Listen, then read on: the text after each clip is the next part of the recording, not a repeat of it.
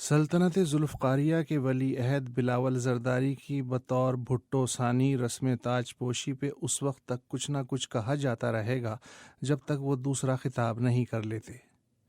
بہت سوں کو رعایا سے ان کا پہلا باضابطہ خطاب بکھرا بکھرا سا لگ رہا تھا۔ کئیوں کا خیال ہے کہ فی الحال وہ ایسے نو آموز ڈاکٹر ہیں جسے اصل مرض کی تشخیص کے لیے وقت اور ضروری تجربہ درکار ہے، لہٰذا ڈاکٹر بلاول نے اپنے نسخے میں ریاست و سماج کو لاحق بیماری کے لیے تمام لیب ٹیسٹ، اینٹی بائیوٹکس اور سیرپ ایک ساتھ لکھ دیے کہ مریض پہ کوئی دوا تو اثر کرے گی۔ کچھ کا خیال ہے کہ ان کی تقریر لکھنے والوں نے انہیں بچہ جان کے سیاسی بجلی سے چلنے والی ڈوجم کار میں بٹھا دیا جو دیگر بچوں کے بمپروں سے ٹکرا رہی ہے اور سب کے بڑے ایکسائٹمنٹ میں چیخ رہے ہیں۔ کچھ پنڈتوں کا خیال ہے کہ بلاول بھٹو ثانی کو رسم تاج پوشی کے خطاب میں صرف بھٹو ازم آگے بڑھانے کا فوٹو اسٹیٹ نعرہ نہیں لگانا چاہیے تھا، بلکہ جس طرح ان کے نانا بھٹو اول نے 20ویں صدی کے عام پاکستانی نوجوانوں کی نبض محسوس کرتے ہوئے اپنے وقت کے حساب سے ایک نظریاتی راستہ متعارف کروایا، اسی طرح بلاول بھٹو ثانی کو بھی 21ویں صدی کے تقاضوں اور امنگوں کی بنیاد پہ پرانے نظریے کو ایک نئی شکل اور تشریح دینی چاہیے تھی۔ مگر ایسے عجلت پسند پنڈت بھول جاتے ہیں کہ بلاول کے نانا نے یونیورسٹی آف برکلے کیلیفورنیا سے 1948 میں فارغ التحصیل ہونے کے بعد 20 برس قانون اور سفارتکاری کے گر سیکھنے اور پاکستانی اسٹیبلشمنٹ کی اپرینٹس شپ میں گزارے، تب جا کے وہ اپنا راستہ الگ سے نکالنے کے قابل ہوئے۔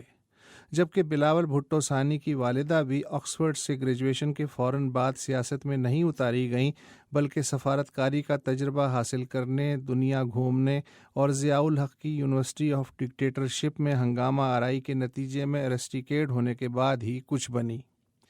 البتہ یہ درست ہے کہ چونکہ زمانے کی رفتار پچھلے 40 برس میں انتہائی تیز ہو گئی ہے، اس لیے بلاول بھٹو ثانی کو شاید اپنے نظریاتی پاؤں پہ کھڑا ہونے کے لیے اتنا تربیتی وقت نہ مل پائے جتنا ان کے نانا اور والدہ کو ملا۔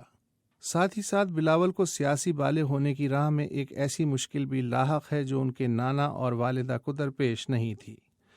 ذرا تصور کیجئے اگر پیپلز پارٹی ایک ایسے لمحے میں تشکیل ہوتی کہ سر شاہ نواز بھٹو اور ذوالفقار علی بھٹو اس کے مشترکہ سربراہ ہوتے تو کیا پارٹی اتنی ہی مؤثر ہوتی جیسی کہ تاریخی طور پہ ہوئی؟ خود بے نظیر بھٹو اور ان کی والدہ کی مشترکہ قیادت سیاسی حالات کے جبر کے باوجود بہت آگے تک جا نہ سکی اور ایک کو دوسرے کے حق میں دستبردار ہونا پڑا، تب جا کے وہ بے نظیر سامنے آئی جسے آج سب جانتے اور مانتے ہیں۔